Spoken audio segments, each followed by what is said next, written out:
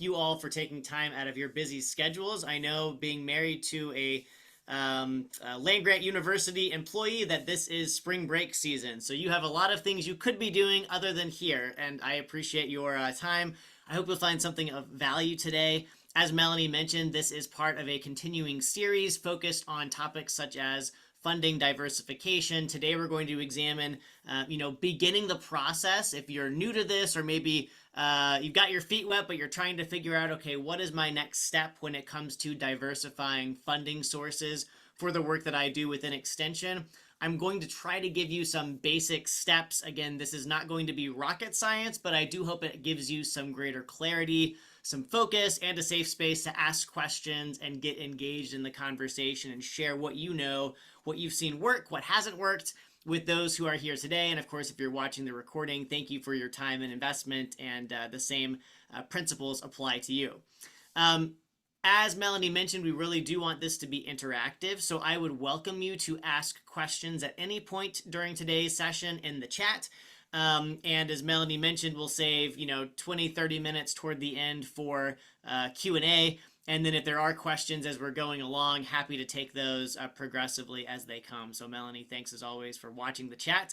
Last but not least, before I dive in, we will have a couple of quick questionnaires at the end. One from Extension Foundation, which I encourage you to prioritize.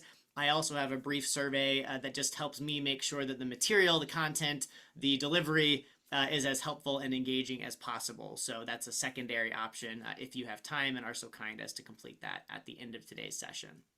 All right. So with that, let's dive in. And I always like to start, again, being married to an educator, I like to start with a few learning objectives. So in today's session, I really want to build on it. For those of you who joined us in February, we talked a lot about the why, right? What would be the reasons motivating someone in Extension to want to diversify their funding sources? And if anyone here watches the news, I suspect that you probably understand that we're living in some complex, some would say hard times, right? Things are challenging financially for many organizations, and there is a renewed interest in understanding how to build financial sustainability within their, their sphere of influence in a way that allows them to continue having an impact, to continue, growing the number of clients that they serve, etc. And so that was last time, and you can find a recording of that. I know Melanie will be happy to connect you with that if you haven't watched that yet. Today, we really want to take the next step, which is, okay, you understand and acknowledge, like, look, I want to start diversifying, maybe not just federal government funding, but possibly foundation sources or corporations or, other philanthropic entities that might give Extension funding to do the kind of impactful work that you do. So what is the first step? How do I figure out, what does the universe of funders even look like? Which ones are most relevant to me? So I want to give you some tactics, some frameworks to help quickly locate prospective funders. Now, I will agree that I'm using the word quickly loosely, right? I think it really depends on your level of comfort with some of the technologies that I'll share with you today. Again, I know many of you in Extension do some level of research, even if it's like desk research, right? Going on your computer, asking someone in the Extension community, hey, I'm trying to accomplish X. What have you seen work in the past, right? There's a lot of knowledge transfer across the Extension system. And so I think you can probably be faster at this than you may at first realize, and I'll explain why that's possible here in a moment. And I want to do it in a way that's focused, right? So you're not just finding any and every funding source under the sun, but as the learning objective here states, aligned with your impact area. So we really want to help you find relevant funders, not just any funder, because you could spend a lifetime looking at opportunities and miss those that are really specifically dialed in for your purposes. Next, I want to talk a little bit about building a network, right? So, we often think about, networking at a conference or an industry event, being on LinkedIn. But, what I'm referring to is those things and anything else that involves connecting with human beings to gain faster traction, insights, perspective that really dials in your approach to diversifying funding, right? Research is great, but you don't have to be an expert. Frankly, you can go find other people who are experts and use their knowledge to jump ahead in the line, so to speak, and really be positioned well to build relationships with funders that are particularly suited for the work that you do. And then finally, I want to talk a little bit about understanding what funders want, right? In some cases, it may be very clear. In other cases, it may be more cloudy. And so there are some strategies you can employ to help you quickly, relatively speaking, gain clarity so you really know how to engage them in a way that's meaningful for them, in a way that adds value to them. All right, so that's where we're headed today. And again, as questions crop up, drop those in the chat. Would love to spend time talking about that. Okay, so I was explaining to Melanie, I was a little late logging on today because I had this like flash of inspiration over lunch. And I apologize that I'm using a PDF rather than an animated PowerPoint, so you're going to see everything at once. But I think when it comes to thinking about, okay, what funders make sense for me, what approach makes sense for me that feels authentic, that isn't particularly scary, that doesn't put me in the position of being like an aggressive salesperson for extension, which I doubt anybody here wants. It's important to recognize why having a system, why having specific strategies and tactics is so incredibly helpful. And so I just threw together this slide that I call the 7 deadly sins of funding outreach. So all of us in this room probably have different levels of comfort with the idea of, okay, not only am I going to go study a particular organization, you know, the Walton Family Foundation, for example, I'm just throwing their name out hypothetically, but I'm also going to have to approach them, right? And find a real human to talk to and make my case and be warm and inviting, but also make sure they know that we have great work we could accomplish together with the proper level of funding, right? And as those thoughts sort of spin around in your mind, they can become quickly overwhelming. And that leads us to these 7 deadly sins and their corollaries, right? So let's walk through the 7 challenges that I have seen so many people face across, you know, academia, nonprofits, etc. And then I'll give you the flip side, right? What I believe all of you, myself included, are capable of with practice and with a little, you know, confidence boost that I hope having some clear strategies and tactics today can provide.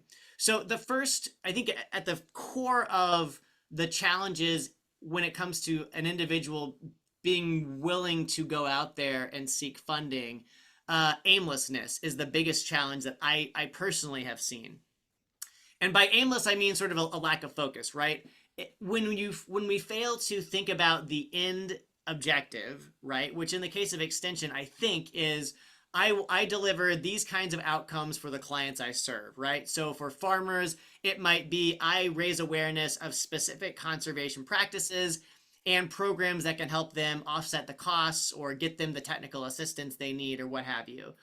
In the case of, you know, someone who's working in extension in a business context, you know, it might be providing, you know, presentations and resources for small to mid-sized business owners in my community to help them be successful in the work they're doing. Or, you know, it might be engaging the county government, you know, on specific issues because of their close relationship with extension in many communities, you know, finding ways to be effective and help them do their jobs. But again, if you don't think about that piece first, then when it comes to thinking about funding, I mean, the world is your oyster, right? You could be looking for $10 million grants. It might be $2,000 grants. It might be somewhere in between. And so the opposite, the corollary of aimlessness is purpose, right? So thinking about the outcomes you want to deliver, thinking about the programs and projects that might be combined to deliver that outcome, and then the cost structure behind those programs and services that you offer, right? If you know those 3 things, then you're very much have a focus, right? You know how much funding you're looking for. You know more about the kinds of organizations that seem aligned with the work that you do. So again, moving from aimlessness to purpose is sort of the primary focus of our conversation today. But I think it goes beyond that. The next challenge that many organizations face or leaders face is indecision, right? Okay, even after I've determined my purpose and my focus, now I'm struck by the idea of, okay, there are these 3 opportunities that seem really strong, or these 3 funding organizations that seem like a good fit. but I only have like, maybe 15 minutes today. Maybe I have 30 minutes, but like, where do I even begin? Right. And so the temptation for most of us is to say, well, I'm going to defer that decision until tomorrow. Now, there's nothing wrong with sleeping on a decision. In fact, I would encourage you to do that. But when one night becomes 5 nights, becomes 2 weeks, then you start to run into trouble, right? Because now you're losing ground that you could, we all know that funding takes time, right? There's a lot of investment up front, and then there's the waiting game. And it's going to be different with every funding organization. But what I can tell you is that action of some type, and what I call decisiveness here, 9 times out of 10 trumps just, indefinitely waiting. And so if we can today help you move toward greater decisiveness, even if it's taking one small decision, right? Like some people like me have a to-do list that's a mile long and you just keep adding things to it without taking anything away. So if you walk away with nothing else from today's session, walk away with this idea that, hey, if I take one step in the right direction, that's enough, okay? Eventually you're going to have to add, step 2, 3, and 7 to get to where you want to be financially, relationally, right, with funding partners that seem very aligned. But again, the point is decisiveness, right? I think, James Clear in his book Atomic Habits talks about this idea of habit stacking, right? Thinking about things that maybe are part of your everyday routine and adding, okay, I'm going to spend 15 minutes researching possible funders, or I'm going to spend 10 minutes, sending a note to 2 funders that seem aligned with my values, with the kind of work that I do within Extension, right? Finding those opportunities to think about the patterns that are already true in your professional life and adding just one more step. And just a few minutes a day can make a big difference over time. Okay. The next deadly sin, fear, right? Fear is natural. Fear is healthy. And so I'm not telling you not to feel fear, because it can be very intimidating to think about outreach, or to think about, like, who am I to think that, Foundation XYZ would even give me the time of day, for a meeting, considering a proposal that I've submitted, looking over a letter of intent. But what I can tell you is that time and again, the organizations, the nonprofits, the academia, folks who are successful, they determine to be decisive, and then they have confidence, right? And the confidence doesn't come from like, I'm the best, I know everything. The confidence comes from the work that I do matters. I see clients daily, weekly, quarterly, when I put my annual impact report together, who are benefiting from me personally and my expertise as an extension professional, from the other extension leaders I work with, from the community that I help, bring together to make change happen. So confidence comes in, that if you don't take that next step to help your clients, who's going to do that, right? Who's going to fill the gap that Extension can fill? And the answer oftentimes is probably not many people, or maybe no one.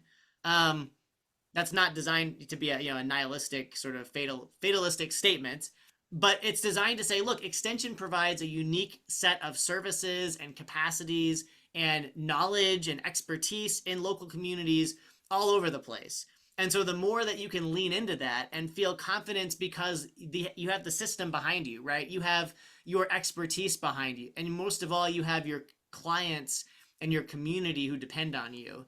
Lean into those things as confidence builders, even if you still feel you're freaking out inside, right? I do that every day, and it's okay, because you can train yourself to do things while you have that undercurrent of fear and doubt in your mind. So this is an opportunity today to like safely test the waters and think about, okay, how could I do this, and what would be authentic to me, and still let me sort of step just a bit outside of my comfort zone and try some of these things out. Okay. The next one, the fourth deadly sin on the list, is delusion. And I think Extension is a uniquely humble group of people. So if this doesn't apply to you, you can just plug your ears and tune this part out. One of the risks that I see when any leader or organization starts to pursue new funding streams is this idea that, and I think it's from a good place, but it's this idea of I'm the best, or we're the game in town. Like, you should talk to us, you should think about us. And so, yes, on the one hand, like, you are unique. You have tremendous unique expertise. You alone know the community as deeply as you do. And when it comes to working with a funding organization, it's important to sort of reverse the script. So yes, what you do is important. But when a funding organization, a foundation, a corporation decides to invest in you, in your work, in the outcome that you're promising, they're doing so because it helps advance their mission in the world, right? And so, that could look like, I am a bank and I invest in efforts to help local businesses be successful and sort of outpace statistics that show that the majority of small businesses, close after 5 years. There are definite headwinds for those who are starting out for the first time in business. And maybe you found a bank or a financial institution that really wants to give back in that way. And maybe Extension is the right vehicle to help aid that mission. And so recognizing your value is super important to build confidence, decisiveness, and purpose. And you need to be so confident, decisive, and purposeful that you're willing to put that and subsume that temporarily to say, okay, funder ABC, what do you want? What is your theory of change? What are you trying to accomplish? And then once you know that and you've listened and have crystal clarity, then you can begin saying, okay, here's how Extension can support you in that goal. Here's an example of a time when we helped another institution accomplish similar objectives. Here's what our clients are saying about us, right? Whether that's other educators, whether that's students, business leaders, civic leaders, elected officials, the list goes on. But the point is, you're transitioning from delusion, right? I am going to figure this out for you, funder ABC, to I am now sort of being poured into by the funder, and now I'm able to sort of connect the dots with what I and the Extension community can do to help, and package that up in such a way that it's a no-brainer for a funding partner to say, yes, I want that. That helps me. And so that's a point of wisdom. So that's really the shift to make here. Again, not saying anyone here is unwise or unskilled or delusional, just saying, this is sort of I think our human gut reaction is to say, I found a funder that wants to meet with me. Now let me go in and tell them what I'm going to do to save the day, right? No, it's the opposite, right? What do you need, funder? And how can I make you the hero of the story, right? Using the Extension platform to do so. Okay, fifth deadly sin, insularity. What I mean by this is, again, this sort of go it alone mindset, right? So I love the purposeful, determined, generous, go-get-em nature of many Extension professionals I've met. Again, I'm not painting a broad brush. I'm just saying that those I know work really hard. They're very passionate. They're great people. They're smart. They know how to build community. They know how to get things done. And I think you can lean into the fact that Extension is embedded in community, right? Whether that's the Extension community, whether that's your local, geographic place where you work and live, in any sense of the word, getting outside of the bubble of me, right? Because, well, no one else can do it like me, or I'm the only one because there's no funding or other resources available, so I'm just going to have to roll up my sleeves. Like, I love the go-get-em attitude, but never forget as part of this process to be connected, right? I've mentioned this book many times on these sessions, but I'll do it again. There's a book called Who, Not How by Dan Sullivan and Dr. Benjamin Hardy that I highly recommend.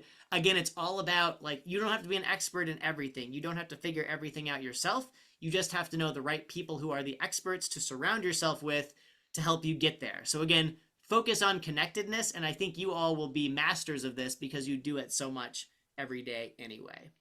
All right, 2 more items. Once all of these gears start to turn together, things start to feel pretty good, right?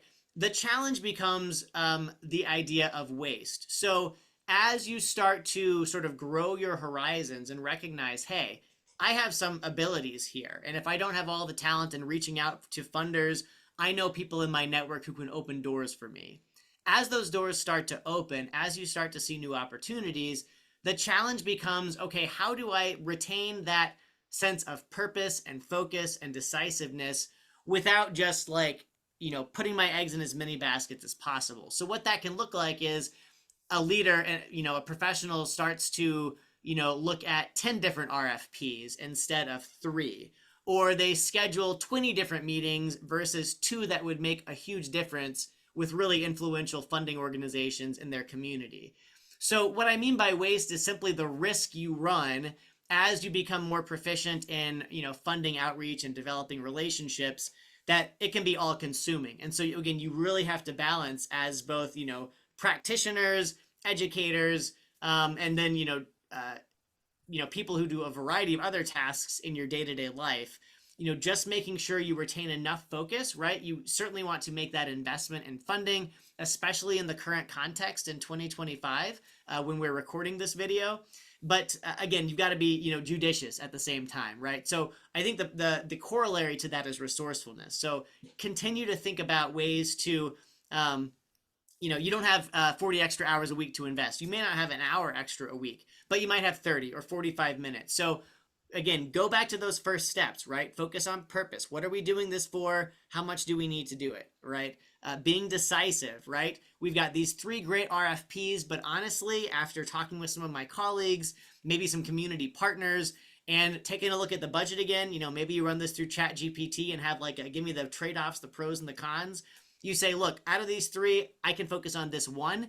Here's my justification, and I can feel good. I can go to sleep at night and not be up all night tossing and turning because I went through a process to determine this was where I was going to focus my time and energy from funding standpoint.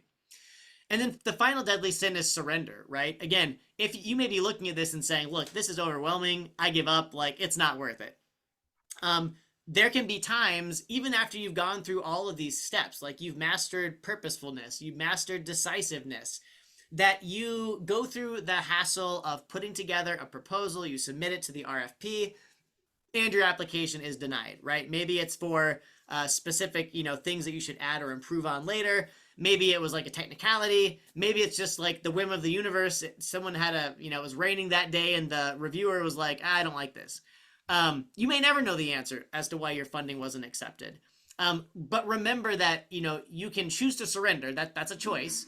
But it's also, again, it's a tempting choice. But the better option that I want to sort of nudge you toward today is persistence, right? You can do this. You are capable. People around you are doing it. It's also really important not to compare yourself to your peers, right? Because everyone comes at this in a completely different stage. You may be brand new at this. You may have secured one grant or funding opportunity in the past, and now you're going out for round 2. Wherever you're at, another really important Dan Sullivan concept that I learned from another one of his books is this idea of comparing ourselves to our past self, right? Not to others, because that allows us to see just how far we've come.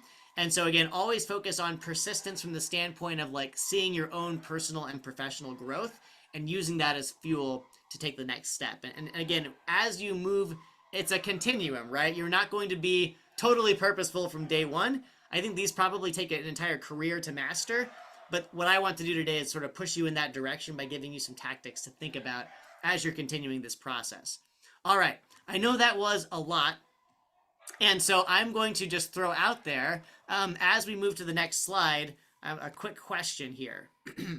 So I've sort of talked you through the 7 deadly sins or some of the challenges that I often see people face when it comes to funding. But I'm curious, for this group, what is the greatest challenge either you or your organization face in securing, I'm talking about non-government funding, and specifically probably non-federal funding? That's kind of a topic that's top of mind for a lot of folks. So what is the biggest challenge diversifying your funding beyond the federal government? And how have you tried to address that so far? So I'm going to take a quick drink, and then we'll hop into the chat and see what all of you have to say. I'm very curious, what you're facing and how you're working on solving it.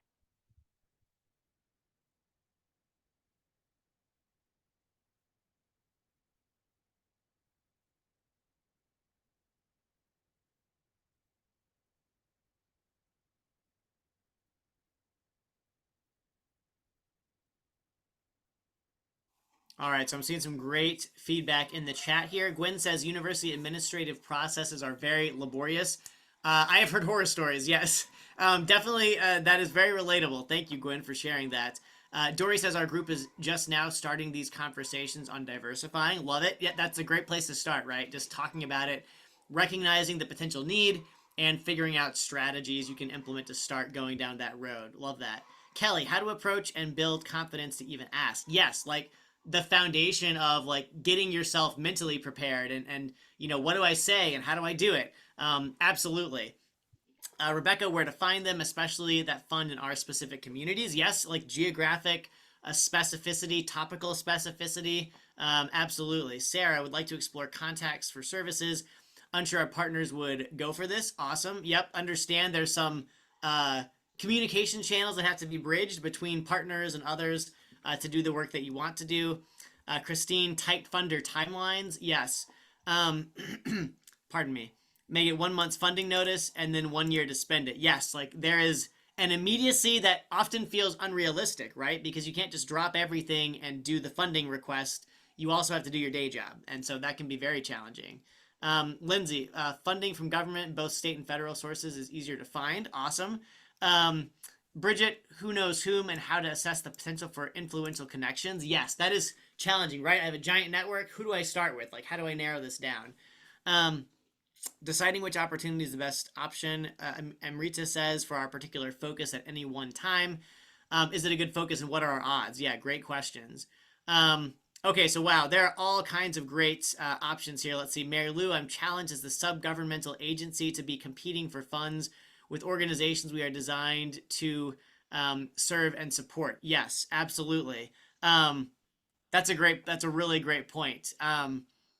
Yeah, so how do you navigate like competition or my role? How do you influence, partners to apply for funding? Maybe if you're ineligible or there are other considerations. Zane, finding decision makers within those organizations. Yes, absolutely. Rachel, where to find appropriate funding and not having a clear vision within our team. Yes, vision is, purpose of funding, so important to nail down. And definitely there can be competing visions of that, right? What is the purpose? Monica, finding funding that is aimed toward our unique programs. Yes, absolutely. So I won't read all of these, but I would definitely encourage you to, check out the chat because there's a ton of common themes here, right? In terms of, for lack of a better word, bureaucratic complexity. There are time constraints. There are complexities with collaborating and communicating internally and with partners. Finding geographically specific funding availability, trying not to compete with others, like trying to sort of walk on eggshells and make sure everyone has a win-win. So yes, all of those issues, I cannot promise I'm going to get to all of those today, but maybe this will give you some other ways of thinking about how to tackle some of those. And I would encourage anyone who dropped a challenge into the chat, if there are specific, like, okay, out of all the things I could ask, like, here's a question or two that's really top of mind for me, definitely go ahead and start dropping those in the chat. And Melanie and I will do our best to get to as many of those as possible in the Q&A session today.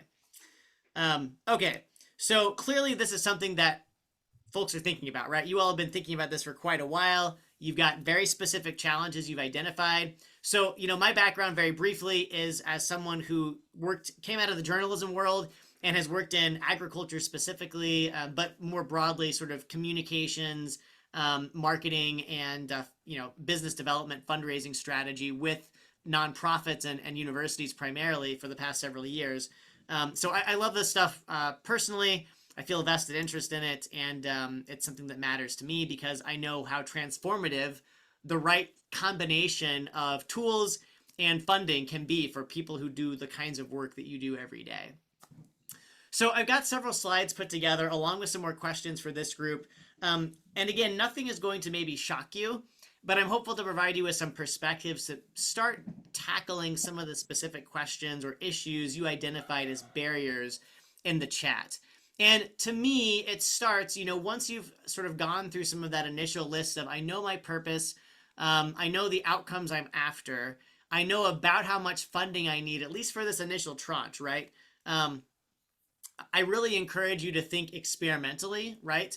My hope for all of you, and again, I know this is not always reality, but my hope for you is that none of you sort of face the existential threat of, I have to get funding within, 6 months or it's over, right? And I know I've talked with people who are in that position. I feel deeply, saddened and empathetic for them and certainly want to do whatever I can to help. Hoping that most of you have more runway than that, this is where I recommend most people start because until you understand what the universe of funders looks like for the kind of work that you do, it's going to be very hard to take the next step of, coming up with some talking points, initiating a conversation, understanding how amenable the funder might be to, considering a proposal that you might submit. And so there are a few initial steps that I recommend.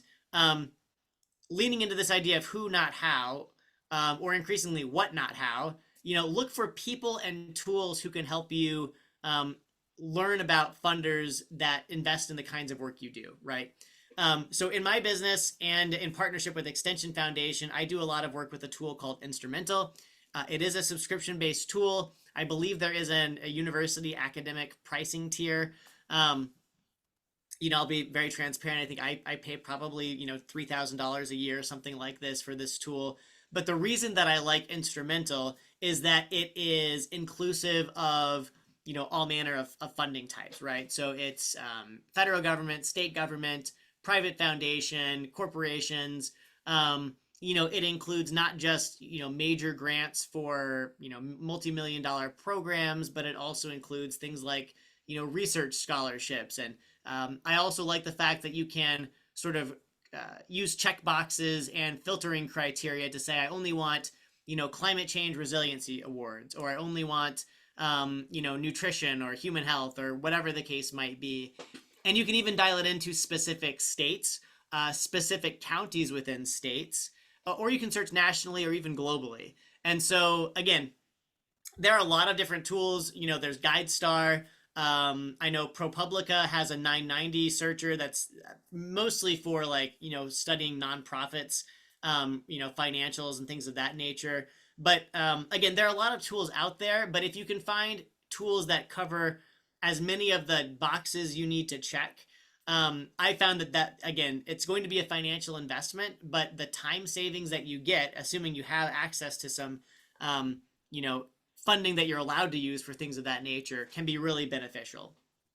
Or finding a partner who has access to those tools, right? You don't need the tool yourself if you can find someone who has it. Again, increasingly, AI tools are very capable of research.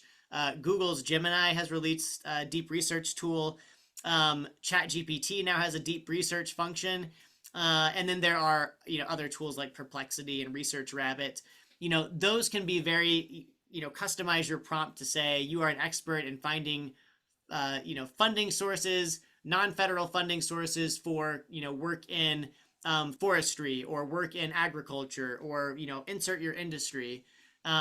Please provide me with clickable links to sources so I can verify this, etc.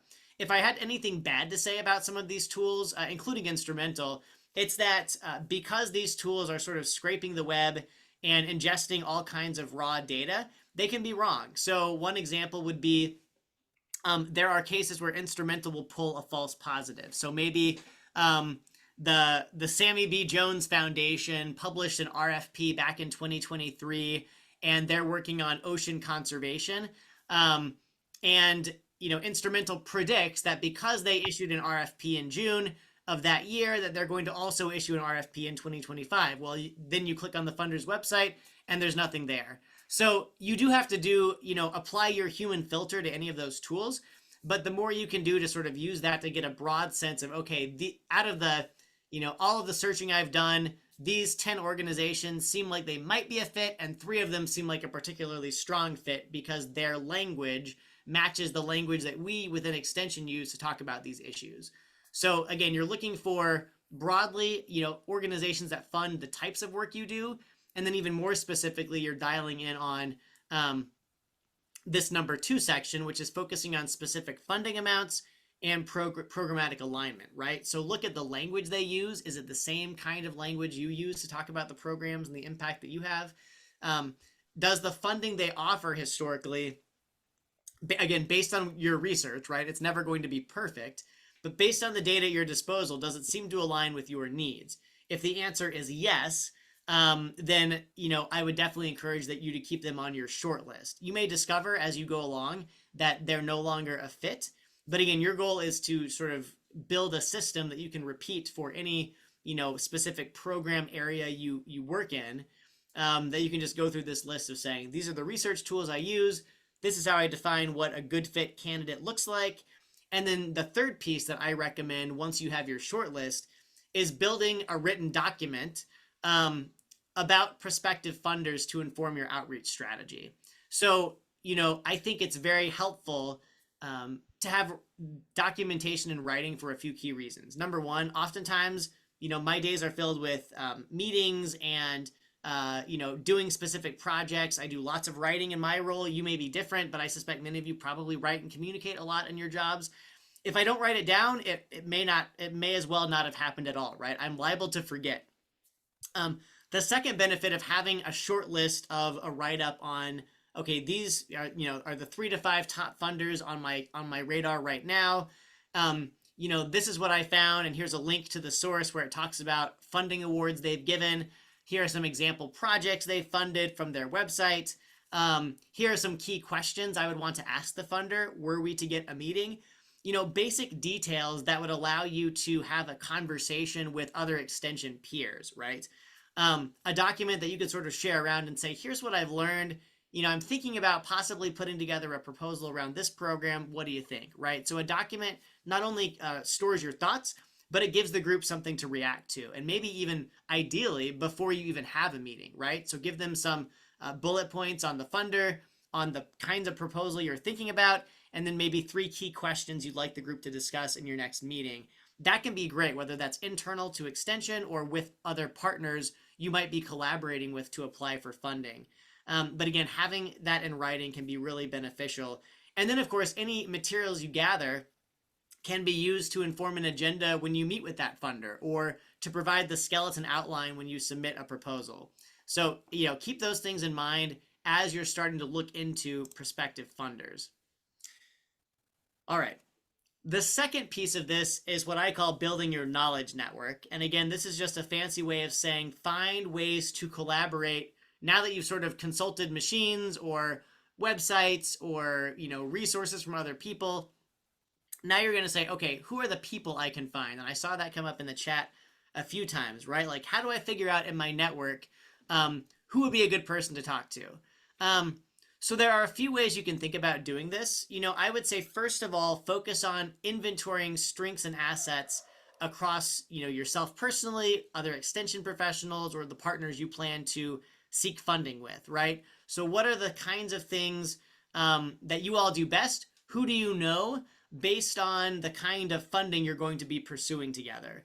If you have a LinkedIn profile as an example, one great way to do that is to say, hey, I want to filter my, contacts on LinkedIn based on specific, cities or states where they live, or based on the company they work for. And I want to see who is a second degree connection to them. So in other words, someone in my network knows someone else that I should get close to, well enough to be connected on LinkedIn. So finding those people in your network who have second degree connections to people you want to get to know can be a great way to ask someone for a referral or an introduction. Another way to do this is to say, hey, there are specific, clients that I want to serve. Let me go talk to them about this idea I have and get their perspective on, would this service offering from Extension be helpful? What other resources would be valuable to you? If you were talking to a funder, what would you want them to hear about the impact Extension has delivered so far and about what would be possible in the future with additional resources? So anytime you can go out to the people you serve and bring back their quotes, bring back their faces, bring back their insights, again, with their permission, the better chance you're going to have at really putting together a compelling funder conversation, being influential and persuasive in your outreach to funders, and ultimately helping you put together proposals that are going to really come to life because people can see the individuals, the communities, the families, the businesses that you're helping. The second piece here, building your knowledge network, you're not just building knowledge across the people that you work with, but you really want to understand from the funding organization that feels like a good fit, what are their preferences? What are their reporting requirements? Sometimes that's going to be available on a website or on an old RFP that you found online or through one of the search tools that I mentioned. Other times, you may have to schedule a quick conversation with a program officer. And what I've noticed is a lot of private foundations include basic contact information. It may just be a generic email, but you at least know it's going to the right place. There is another tool that I like to use, and I'll recommend to this group here. um, called Apollo.io. And I'm just going to try to type it into my browser off the screen real quick just to make sure it gets you to the right place. Um, I like Apollo because it works to pull together verified contact information. I primarily use Apollo for emails, and it's not 100% accurate, but I would say in my experience it's like 85 to 90% accurate. Now, for some organizations, you won't pull up any information, but if you go in and set up a free account, I've never paid Apollo a dime. I'm not being paid by them. But again, I found it, again, as a small business owner who works a lot with the nonprofit and university community, it's been very beneficial to me to identify, either I know someone's name, but I don't know their title or their email, or maybe I know their title and their institution, but I don't know their email or contact information. That can be a great way. If you don't see something on a funder's website, Apollo.io is one resource I recommend just because it's free, which is always great. And I think the I don't use like 90% of the features, but I do use the search function to say, okay, help me find, everyone who works at, the University of Nebraska, for example, or the University of Missouri, my alma mater, and then sort of dial it in from there based on, okay, is it agriculture? Is it, what is the title of the person?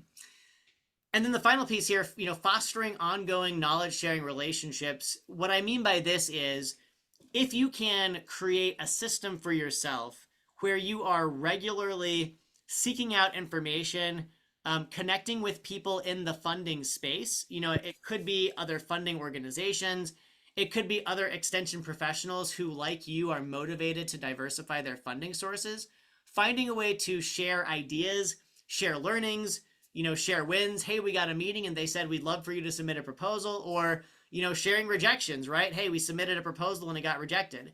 What I want to encourage you to do is just find people who are like-minded, who are going down the same road, who you can learn from, right? It may be someone you know today. You may have to go find people like this. But again, I think Connect Extension can be a great resource. Again, LinkedIn can be a great resource. Apollo can be a great resource. Just finding tools that are little to no cost, that involve contact with other human beings, that allows you to get a deeper level of knowledge about how best to work with funders, what they like and don't like, really helping you define the niche, the focus area you're going to have to seek out funding. Building community helps you get clarity because it forces you to talk about the things you're working on, the projects you're seeking funding on, and maybe the challenges you're facing, to get input from others on how to overcome those challenges. All right, that's a lot of material. I'm going to stop for a moment. And the question that I asked here specifically is a little bit vague, and I'm going to say that's on purpose. So the question is, what criteria do you use to decide whether another organization is a good partner for a funding-related collaboration? So this could be, someone we have given subawards to in the past. That's a really great, friend of Extension that's been very helpful in navigating, new funding awards. This could be deciding whether to go after a specific funder and trying to determine whether they're a good fit or not. So I'm curious if you could share a time maybe when what was your criteria, number one? What was the partnership, briefly, what did the partner look like? Was it another university? Was it someone else with an extension? And then what was the outcome, right? Did it work? Did it not work? So take a minute, think about that. And if you have a specific idea, and even if it's like, hey, I'm thinking about using this as a criteria to decide if something is a good fit for funding, drop that in the chat too. Would love to hear your ideas.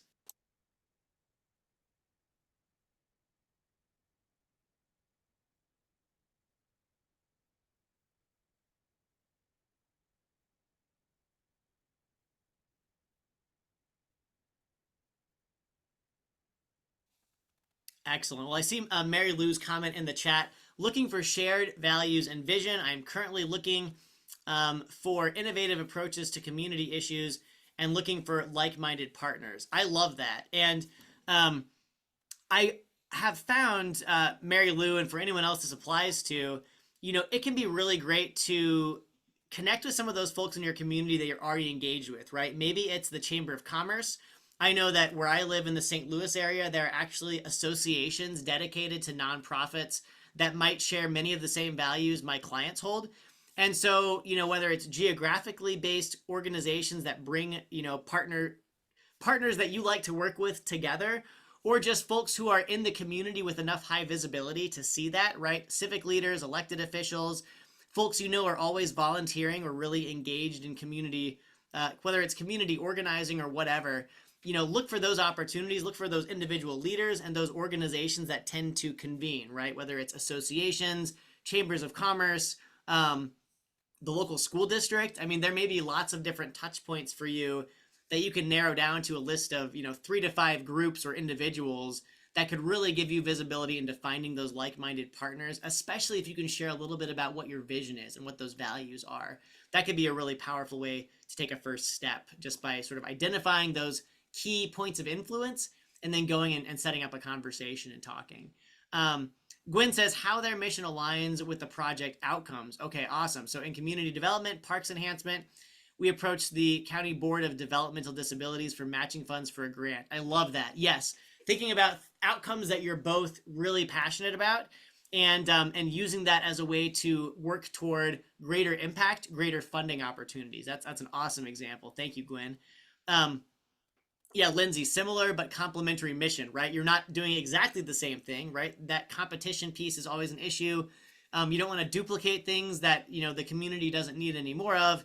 But if you can find a way to be compatible and, you work on this and I'll work on that, that's a real win-win. I love that. Christine says, I found our university's foundation has staff who are helpful with making these connections and can be a great partner. That's a fantastic idea, Christine. I never considered that. But yeah, if your university has a foundation, and maybe even I'm thinking about my own university, like an alumni center, or folks who've gone on to work both in the private sector and in the nonprofit or the, public service space. There may be lots of great opportunities. That's a really powerful idea, Christine. Thanks for sharing that. Christina says, I totally agree. However, having something that the other brings to the table that we lack and vice versa. Yeah, for sure. So, making sure that each party is bringing something of value, right? How can I add something to this is really, really important. Amrita says we were awarded a grant last year for a program we created based on what they were looking for, since it totally aligned with our mission. It made it very easy to write the proposal.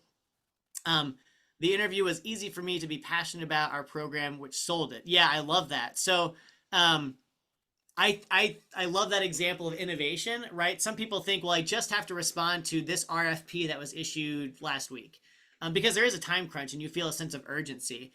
But Amrita brings up a really great point, which is that you can also listen, like before you start just sort of reactively applying to RFPs or looking for funders, like go find the funders that seem aligned based on what you know, have a conversation by email, by phone. Ideally, it's either face-to-face or over Zoom or a phone call. Get to know them and then listen for what they need, right? They may not have issued an RFP because it may never have occurred to them. But if you say to them, hey, we're working on this kind of aligned area. If we were to put together a proposal around this, would you be open to looking at it? I bet you'd be surprised at how many would say, yeah, I'd be very interested in having a look at that, right? It's not a cure-all, but look for opportunities to bring your own expertise, your own creativity, your own innovation. I think that's really powerful. Anne, so glad you're here. Anne is a grants whiz with Extension Foundation. She's been a guest speaker before on these sessions. She says, when I review proposals, I look for 3 things. Do they have a good novel idea? Second, do they have personnel who can do the work? Yep, being able to have capacity really matters a lot, right? And then third, do they have the facilities, tools, equipment to do the work? If you're proposing a project but don't have 2 and 3 on the team, it's not likely I will recommend your project for funding, right? So really making sure that you not only have the great ideas and the enthusiasm, but you're also able to back it up with the resources, right? The equipment, the people, the capacity. You're not already at 150%, which can be challenging, right? But again, that's a point at which you can apply some additional creativity to, think strategically and resourcefully about resources. All right, excellent input. Thank you all so much. This is great. All right. We have about 20 minutes left, so I'm going to blaze through these last slides, and then we're going to move into Q&A. So if you have questions or comments you'd like to make, please go ahead and drop those in the chat, or we'll invite you to speak up here in a moment. That will be fantastic. Um, and Melanie, if you don't mind going ahead and dropping in the extension survey into the chat. I know some people may have to drop at the top of the hour, so I want to make sure you get the survey feedback that you need. Please, while you're listening, when Melanie drops that link in, take a moment to answer the survey, and that will be very much appreciated. All right, so let's talk a little bit about understanding funders' preferences and avoiding some common missteps. And again, no surprises here, I suspect, but just some good pointers to keep in mind.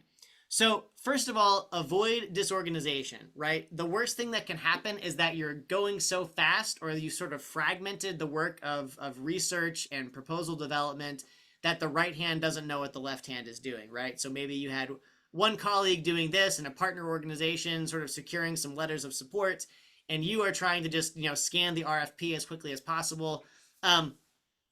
Really think strategically before you even start this process about what is your individual role. If you have other people working with you, what is their role? And making sure you communicate that verbally so everyone can repeat back what it is they're doing and what it is they're not doing, right? So too often I've seen lots of, organizations that had a good idea, developed a proposal, and then it was, literally a race to the finish line before the, the midnight deadline. Pardon me, redoing a proposal or making really big revisions because there was so much angst, urgency, lack of communication. So again, the more you can have documentation, have some sit-down conversations, plan your strategy, put some timelines on the calendar. So, these are the milestones we're going to hit for the first draft. The budget comes first. That's another thing I learned from Anne, right? The budget comes first, and then build the program accordingly. So think about process. And again, you're engaging with real human beings, right? At a foundation or a corporation, there may be one individual. Chances are there are multiple individuals reviewing your proposal and maybe even meeting with you. So demonstrate professionalism, right? Identify one person to be the point of contact. And I'm sort of jumping ahead to point number 3. But again, find ways to just do your everyday job. But again, there can be some jitters, some butterflies you feel because, wow, there's a lot on the line here, right? Like it could be really great. We could get new funding. We could have more impact. Or it could be really bad because, we burn our reputation or things don't work out like we hope. So just find a way to be strategic, to be professional. Number 2, establish credibility, right? Chances are probably good you have examples of impact that you within Extension have had previously, right? Program surveys, community feedback, quarterly or annual impact reports, budget breakdowns of where the money goes and how it benefits the community. So find ways through that kind of documentation, through letters of support or letters of commitment from your community or partners you plan to work with on specific types of programming, to establish credibility. And again, the more you can have sort of a folder where you keep all of this, my goal for you is not to have to repeat that process with every new opportunity, but to have a warehouse that you can then selectively pull, modify documentation, update, date stamps, update the details of programs, but leave the bones intact, right? And really spend your time, your hard-earned, very selective time, focusing on the creative details that matter most to each unique funder. And then finally, find ways to coordinate your outreach efforts. I mentioned this earlier, but just really thinking about who's going to be the contact with the program officer, who's going to do the research and reach out for that first meeting, anything like that. Who's going to talk to folks in our network who maybe have worked with the funder before and had good or bad or neutral experiences. So again, find ways to save yourself time by investing that time and strategy up front. All right. We've talked a lot about research, so I'll just sort of recap here. Again, the more that you can use, not just AI tools or search engines, but, finding news articles about, funding awards that have been made by specific funders or for specific types of work, looking at public records. Number 2, identifying key decision makers and how they prefer to engage at specific funding organizations. And then using, tools like ChatGPT or others that have, within ChatGPT, for example, something that I've been working with the foundation in partnership on is developing custom GPTs, which are basically mini AI search engines that you can have a conversation with, right? So you might be able to take all the publicly available information about a funder, drop it into a custom GPT, and then in the future, rather than having to go track all of that down again and remember, okay, like what was their funding threshold or when do they normally issue the RFP, you can just ask the AI and it can pull up information for you that's available quickly. You can update it at any point. So again, not saying you need to or you have to, but just finding ways to be strategic, to save time, and to be repeatable so that you can do this again and again can really be a great investment in your ability to build strong funder relationships that yield real funding, that yield real impact moving forward. All right. So that's the end of the formal presentation. Now, in our last 15 minutes or so, I want to dive into the questions and the comments here. Yes, Gwen, great point. So full disclosure from Gwen and myself, every institution is different, right? Some may have licenses for tools like ChatGPT. Others may not, or may have a different tool, or have specific guidelines, right? I know some universities are working to build almost a sandbox that's protected from outside influence so people can safely engage with AI tools, right? Understand your university's policies. Not a one-size-fits-all recommendation. May not be a good fit. Okay, so I am going to go ahead and stop for a minute. I'm going to pull up my survey quickly while we're moving into Q&A. I have some other questions just for filler if we need it, but I'm suspecting we won't. And so would love for you to go ahead and if you have a minute, take this survey. Let me know how today's session was, if it was helpful to you, what you want to know next. And then go ahead and drop in questions into the chat. I'd love to take some questions here in the last 15 minutes or so before we go.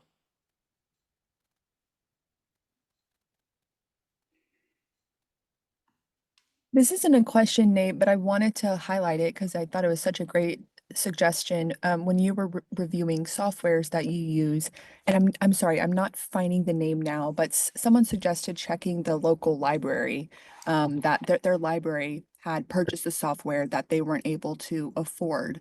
So there's so many great resources at your local library. I am so glad you said that, Melanie. Yes, thank you for that.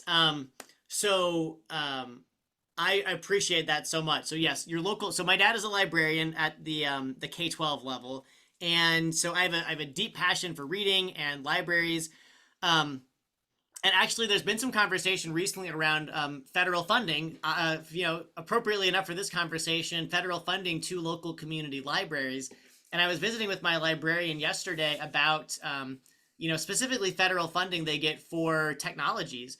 And she was explaining to me, look, we get between $20,000 and $40,000 a year. This is a hugely important investment that allows us to have access to, communicating with other libraries, installing tools and technologies that our patrons can use.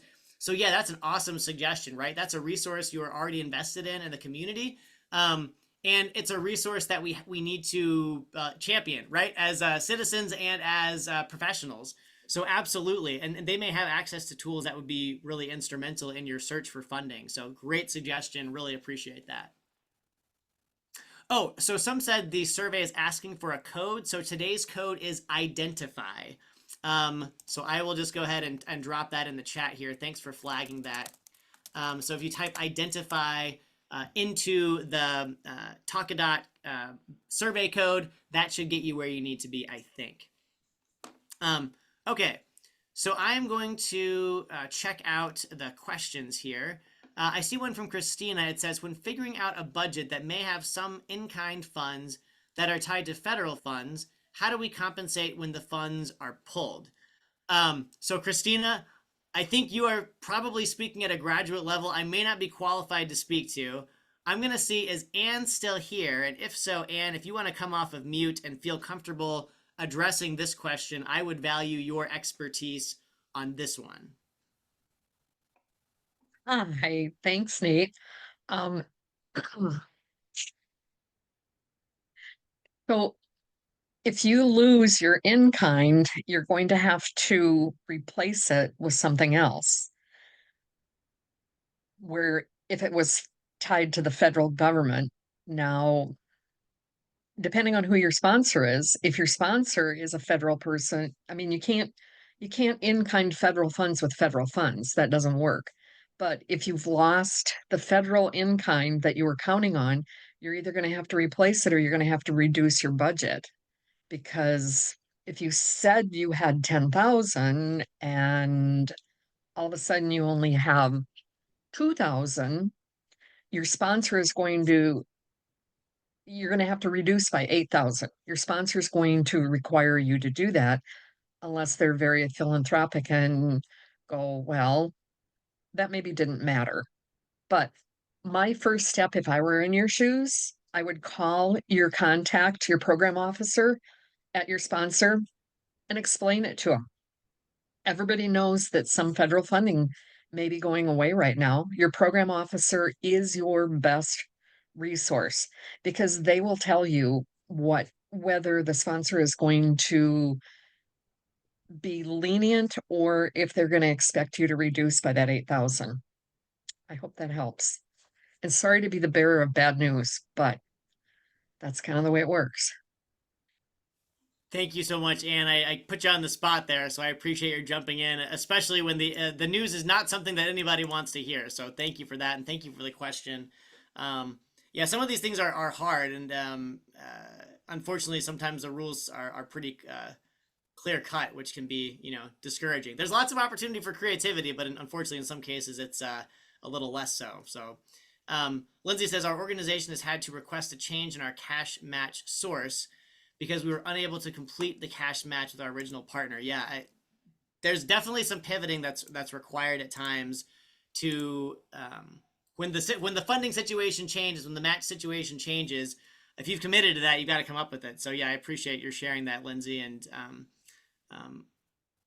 wishing you the best in solving that. All right, I'm going to see, are there other questions? Melanie, anything that jumped out at you in the chat or things that maybe we haven't addressed yet that would be helpful to do here in the last few minutes?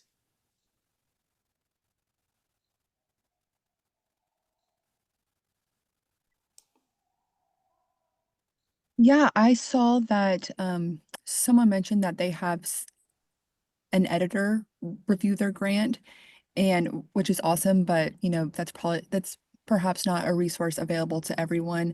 And then Anne had the suggestion that what she does is find someone that doesn't know anything about the project and read through and see what they find. So I thought that was a really good suggestion. Yeah, I love that. Thank you for calling that out, Melanie. I think Anne's suggestion is a great one. If you can't afford, pardon me, or your university doesn't have sort of a capacity building service that has editors on call, which many I suspect don't. Having a colleague who isn't familiar with it, who's willing to give it a read and flag things that maybe stand out or are confusing or that don't track right between the budget and the narrative or whatever the case might be, would be great. And I think that also applies to if you are studying. So I see Dory's question. I want to answer this. What search terms do you use for finding alignment? This might be another one where you say you and a colleague or two, you sort of independently give yourself a homework assignment, spend 30 minutes researching possible funding organizations that are aligned with our mission. And then let's rank them based on how close we think they are to our goals. And then, see what we come up with, right? What matches, what doesn't match. You could even do this, frankly, on a Zoom call, right? You could each take 30 minutes. Then one thing I used to do when I was at Farm Journal, we would all sort of have an opinion on a question, and then we would type our answer into the Zoom chat without pressing enter. And then we'd all hit enter at the same time and see what everybody came up with. And it was always like a delightful surprise. Like sometimes we were aligned and sometimes we were all over the map.